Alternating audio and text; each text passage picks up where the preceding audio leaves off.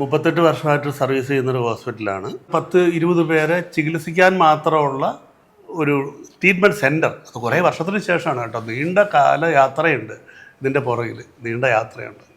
അപ്പോൾ അത് കഴിഞ്ഞ ശേഷം നമുക്കൊരു ട്രീറ്റ്മെൻറ്റ് സെൻറ്ററായി. ആ ട്രീറ്റ്മെൻറ്റ് സെൻറ്ററിന് ശേഷം ഇപ്പം നമ്മളൊരു 7 വർഷമായി ഈ ഹോസ്പിറ്റൽ കെട്ടി. അങ്ങനെയാണ് ഇതിൻ്റെ ഒരു ആരംഭം.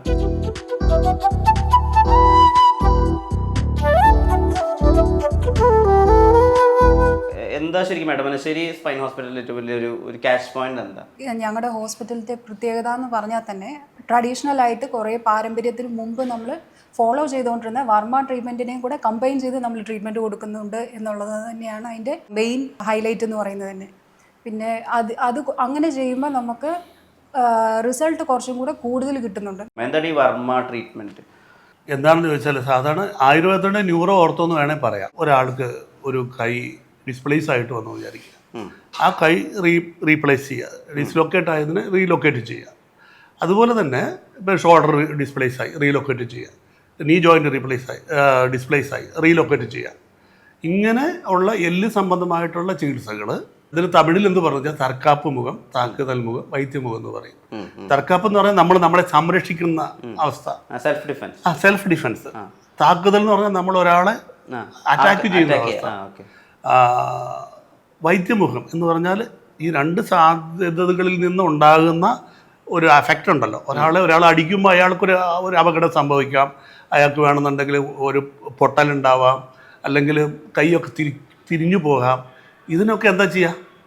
ഇതിനൊക്കെ സാധാരണ നിലയ്ക്ക് കൊണ്ടുവരണ്ടേ? ഈ സാധാരണ നിലയ്ക്ക് കൊണ്ടുവരുന്ന ആ ചികിത്സാ രീതിയാണ് ഇതിൻ്റെ ഒരു ചികിത്സയുണ്ടല്ലോ. അതായത് രണ്ടിനും ഫലം ഉണ്ടാവുന്ന എന്താണ്? ഒരു ബുദ്ധിമുട്ടുണ്ടാവാം അല്ലേ, ഒരു ഉടയാം, ഡിസ്പ്ലേസ് ആകാം. ഞാൻ ആദ്യം പറഞ്ഞതുപോലെ തന്നെ ഇതിനെ ശരി ചെയ്യണ്ടേ? ഒരു സോൾജിയർക്ക് ഒന്ന് ശരി ചെയ്യണോ? വേണോ? ഈ ശരി ചെയ്യുന്ന അവസ്ഥേനെയാണ് നമ്മൾ വർമ്മ എന്ന് ഉദ്ദേശിക്കുന്നത്. ഇതിന് നമുക്ക് തർക്കാപ്പിനും ഡിഫെൻസിനും അറ്റാക്കിനും ഉപയോഗിച്ചു കൊണ്ടുണ്ടാകുന്ന പ്രശ്നങ്ങളെ നിവൃത്തി ചെയ്യാൻ വേണ്ടി താനാ ഉണ്ടായിട്ടുള്ള ഒരു സിസ്റ്റമാണ് ഈ വർമ്മ എന്ന് പറയുന്നത്. ഇപ്പോൾ നമ്മുടെ ഈ ഹോസ്പിറ്റലുമായി ബന്ധപ്പെട്ടിട്ടുള്ള ഇവിടുത്തെ പേഷ്യൻസ് അവരോടൊക്കെ സംസാരിക്കുമ്പോൾ മനസ്സിലായിട്ടുള്ളത് ഈ ഉള്ളിലേക്കുള്ള മരുന്നുകളുടെ അപ്പുറത്ത് എക്സ്റ്റേണൽ ആയിട്ടുള്ള മസാജുകൾ അല്ലെങ്കിൽ എക്സ്റ്റേണൽ ആയിട്ടുള്ള പ്രഷർ കൊടുക്കുന്നത് വഴി അവർക്ക് വലിയ മാറ്റങ്ങൾ ഉണ്ടാകുന്നു എന്നുള്ളതാണ്. പെയിൻ കില്ലറുകളൊക്കെ മൊത്തമായിട്ട് തന്നെ ആളുകൾ ഡസ്റ്റ്ബിന്നിലേക്ക് തട്ടുന്ന അവസ്ഥയൊക്കെ ഉണ്ടെന്ന് പറയുന്നത് കേൾക്കുന്നു. അപ്പോൾ എന്താ ഈ എക്സ്റ്റേണൽ പ്രഷർ അല്ലെങ്കിൽ മസാജസ്, അതുകൊണ്ട് എന്താ ശരിക്കും ഉദ്ദേശിക്കുന്നത്? ജസ്റ്റ് മനസ്സിലാകുന്ന രീതിയിൽ പറയുകയാണെങ്കിൽ ഡീപ്പ് ടിഷ്യൂ മസാജ് എന്നാണ് നമ്മളിവിടെ പറയുക. Okay, deep tissue massage. Deep tissue massage അതായത് നോർമലായിട്ട് കൊടുക്കുന്ന മസാജ് അല്ല. നമ്മൾ ആ വർമ്മ പോയിൻറ്റ്സിനെ മനസ്സിലാക്കി അതിന് സ്റ്റിമുലേഷൻ കൊടുക്കുന്ന രീതിയിൽ ഡീപ്പായിട്ട് കുറച്ച് പ്രഷറിനെ മാനിപ്പുലേറ്റ് ചെയ്ത് കൊടുക്കുന്ന രീതിയിൽ കൊടുക്കുന്ന ഒരു ട്രീറ്റ്മെൻറ്റിനെയാണ് നമ്മൾ ഡീപ്പ് ടിഷ്യൂ മസാജ് എന്ന് പറയുന്നത്. അപ്പോൾ അതിൻ്റെ കൂടെ ലാസ്റ്റ് നമ്മൾ ആ വർമ്മ പോയിൻറ്റ്സിനെയും സ്റ്റിമുലേറ്റ് ചെയ്ത് കഴിയുമ്പം പിന്നെ നെർവ്സിനെയും സ്റ്റിമുലേറ്റ് ചെയ്ത് കഴിയുമ്പം ഇതിൻ്റെ എഫക്റ്റ് എന്ന് പറയുന്നത് അവർക്കുള്ള ഡിസീസ് വന്നിട്ട് മാറി അവർ റിക്കവർ ആകുന്ന സ്റ്റേജ് വരും. ஐ எம் லக்ஷ்ணா, நான் கோயம்புத்தூர்லேருந்து தான் வரேன், அரஸ்புரம்லேருந்து. அண்ட் இங்கே 8 months வந்துட்டு இருக்கேன். நான் ஃபஸ்ட்டு இருந்தது it is an unbelievable situation, like second சான்ஸே இல்லைன்னு நினச்சேன். So I went to lot of other big hospitals எல்லாமே போய் அவங்க சொன்னாங்க surgery is the only option அப்படின்னு சொல்லி தான் லைக் யூனோ வேறு எதுவுமே ஆப்ஷனே இல்லைன்னு சொல்லி நினச்சோம். But through an uncle I found this hospital and I came here. வந்தப்போ my complete perspective, everything changed. Like I got another hope, bring back to life ன்னு சொல்லி அங்கே சொல்கிறது it really is true. So அதனால I've genuinely got another life back. I came in a ஸ்ட்ரெச்சரில் வந்து ஒரு hope கொடுத்து நம்ம I'm able to run. I work in the fitness field. I'm able to walk normally. I'm able to jog. I'm able to be my normal self only because of Edamanassery spine ഹോസ്പിറ്റലിങ്. ഈ Edamanassery spine ഹോസ്പിറ്റലിൻ്റെ ഒരു icon ഉണ്ട്, I mean ഒരു logo ഉണ്ട്. ആ logo ഉള്ളത് walking സ്റ്റിക്കും അത് കഴിഞ്ഞിട്ട് പിന്നെ ഒരു ഗോൾഫ് ബാറ്റും ആയിട്ടാണ് വരുന്നത്. ആ ഒരു ഐഡിയയുടെ പിന്നിലത്തെ തോട്ട് എന്താ, ഒന്ന് എക്സ്പ്ലെയിൻ ചെയ്യാം. ഒരു വാക്ക് മനസ്സിൽ വന്നു, back to life. Back to life എന്ന് പറയുമ്പോൾ എന്താണ്? വടി കുത്തി വരുന്ന ആൾ ഹോക്കി സ്റ്റിക്ക് അല്ലെങ്കിൽ ഗോൾഫ് കഴിക്കുന്ന അവസ്ഥയിലേക്ക് കൊണ്ടുവരിക. അപ്പോൾ ആദ്യം ഒരു വി ഉണ്ടല്ലോ. അപ്പോൾ ഈ വീനെ നമ്മൾ എന്ത് ചെയ്തു? ഒരു വാക്കി സ്റ്റിക്കിന് ഹോക്കി സ്റ്റിക്ക്. അതങ്ങനെ വലിയ ചിന്തയൊന്നും വന്നതല്ല, അറിയാതെ വന്ന് വിട്ടുപോയതാണ് അത്. നമ്മൾ പോലും അറിയാതെ കിട്ടിയ ഒരു സാധനമാണ്. ഇവിടെ വരുമ്പോൾ സ്പൈനുമായി റിലേറ്റ് ചെയ്തിട്ട് ഒരുപാട് ആളുകൾ വരുന്നുണ്ടല്ലോ. അപ്പോൾ ഈ L2 L3 ഡിസ്ലൊക്കേഷൻ ആയിട്ടാണ് ഞാൻ ഇവിടെ വരുന്നത് എന്നൊക്കെ പറയുന്നുണ്ട്. അപ്പോൾ അവരൊക്കെ പറയുന്നത് പലപ്പോഴും ഇപ്പോൾ സർജറി വേണമെന്നൊരു സൂപ്പർ സ്പെഷ്യാലിറ്റി ഹോസ്പിറ്റൽ പറഞ്ഞതാണ് ഇവിടെ വന്നിട്ട് ശരിയാവുന്നതാണ്. ഈ സർജറി എങ്ങനെയാണ് ഓവർകം ചെയ്യുന്നത്? അതിൻ്റെ ഒരു പ്രിൻസിപ്പിൾ എന്താ അതിൻ്റെ പിന്നിലത്തെ?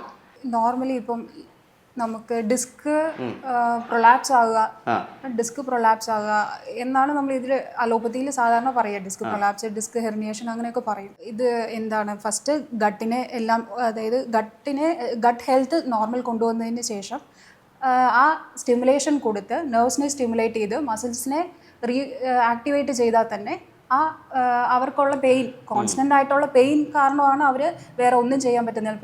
പെയിൻ കില്ലർ കഴിച്ചിട്ടും അവർക്ക് വർക്കാകുന്നില്ല. ശരി, അടുത്തത് സർജറി എന്ന് പറയും. അപ്പോൾ അത് സിവിയർ കോംപ്ലിക്കേറ്റഡ് ആയിട്ടുള്ള ആ അവസ്ഥയിലാണ് നമ്മുടെ അടുത്ത് വരിക.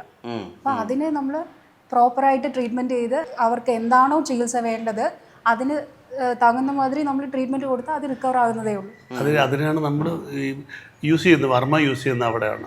വർമ്മ യൂസ് ചെയ്യുന്ന പറഞ്ഞാൽ ഞാൻ പറഞ്ഞല്ലോ, സ്പെസിഫിക് ആയിട്ട് നെർവിനെ ഐഡൻറ്റിഫൈ ചെയ്ത് ആ നെർവിൽ സ്റ്റിമുലേറ്റ് ചെയ്യുന്നു.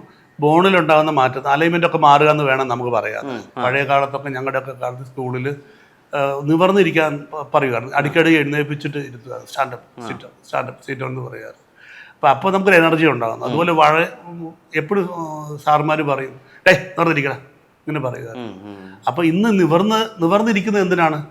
നമ്മൾ നട്ടെല്ലിനെ നിവർത്തി വെക്കുന്നത് വളരെ പ്രധാനപ്പെട്ടതാണ് അല്ലേ. നമ്മുടെ ഒന്ന് ലങ്സ് ഇൻഹീലിംഗ് കപ്പാസിറ്റി ഇമ്പ്രൂവ് ആകും, നമ്മുടെ തലച്ചോറിനുള്ള സിഗ്നൽസിൻ്റെ ഫ്ലോ നോർമലാകും. ഇതൊക്കെ നിവർന്നിരുന്നാൽ കിട്ടുന്ന ബെനിഫിറ്റാണ് അല്ലേ. അല്ലെങ്കിൽ നമ്മൾ വളഞ്ഞിരിക്കുന്ന ഒരാൾക്ക് കിട്ടുന്ന പ്രശ്നം നിവർന്നിരിക്കുന്ന ഒരാൾക്ക് ഉണ്ടാകുന്നില്ല. അപ്പം നിവർന്ന് നിൽക്കുന്നത് കൊണ്ട് എന്തെങ്കിലും പ്രയോജനം ഉണ്ടെങ്കിൽ നട്ടലിൻ്റെ പൊസിഷൻ എപ്പോഴും പ്രധാന വിഷയം തന്നെയല്ലേ.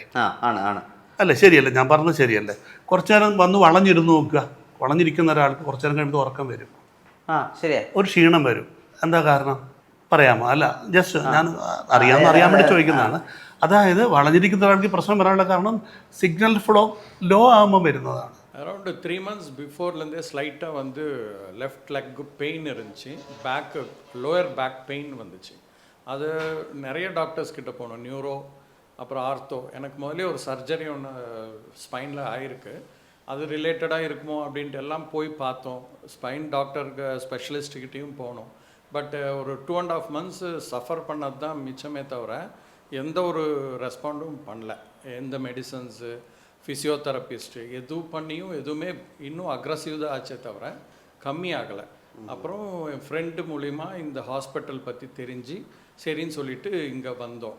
வரும்போது ஒரு கான்ஃபிடென்ட் இருந்துச்சு, ஓகே நல்லா இருக்குன்ற ஒரு கான்ஃபிடென்ட் இருந்ததுனால 20 days ஃபஸ்ட்டு ஒரு ட்ரீட்மெண்ட் எடுக்கணும், அதுக்கப்புறம் வந்து ஒரு 15-20 days வந்து டெய்லி வந்துட்டு போகணுன்ற மாதிரி சொன்னாங்க. இன்பேஷண்ட்டாக இருந்து ஒரு 20 days பண்ணிவிட்டு அதுக்கப்புறம் அவுட் பேஷண்ட்டாக இருக்கலாம்னு சொன்னாங்க.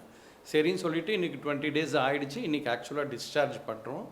ஆனால் சூப்பராக ரெடியாக இருக்குது. கிட்டத்தட்ட 80 to 90% இன்றைக்கி வந்து என்னால் இப்படி உட்கார முடியுதுன்னா ரீசன் வந்து இந்த ட்ரீட்மெண்ட்டு தான்.